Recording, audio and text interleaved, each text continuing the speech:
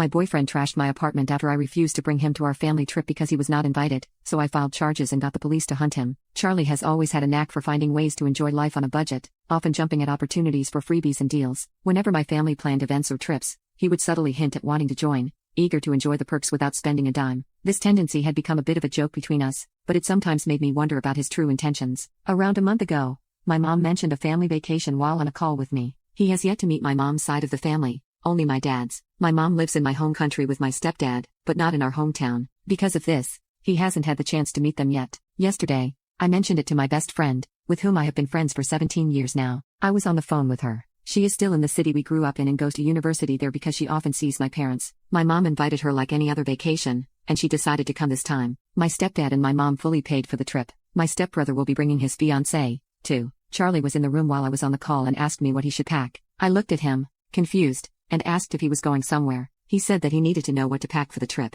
I laughed and thought he was joking since I never said he was coming. When I realized he was serious, I sat him down and told him he couldn't come. There was no reservation for him, plus it would be very inappropriate to invite him over, knowing that this is a family trip and it would make a bad impression like he is trying to come just because it will be free. They have never met him, and there aren't any rooms left, he doesn't have a passport, and other reasons that I tried explaining. He flipped out on me, telling me that I was a bitch and that I was probably cheating on him, and that's why he was not invited. I tried explaining, but he left the apartment. He hasn't returned since yesterday, and at 4 a.m. I have to go to the airport. I'm worried sick. I called and texted many times, but he hasn't responded. Update 1. When I left the apartment 4 days ago, I left a key for my neighbor/friend. Yesterday, she called to inform me that my boyfriend's stuff was missing, and my writing studio and manga collection had been destroyed. Some of my savings were stolen, and yesterday, he tried to empty my bank account but failed miserably. $5K are missing from my nightstand drawer, and I am nowhere to be found. Mom's side of the family is trying to calm me down and get me away from the situation as much as possible. I initially thought this was a minor problem, but here we are. Dad's side of the family is telling me to drop the charges and that I'm overreacting. Yes,